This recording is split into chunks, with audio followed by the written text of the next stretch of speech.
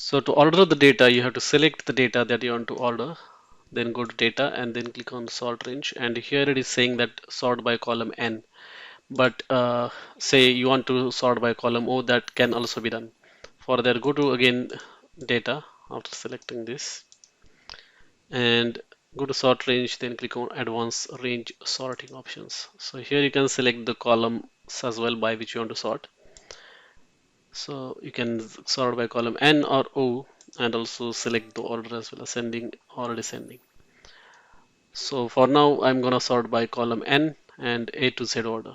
So let us click on sort and you can see now it is in ascending order 8, 2, 4, 5, 66 like that. If you want to sort other way around, again select that range, go to data, sort range and then set to A. That's it. Thanks for watching.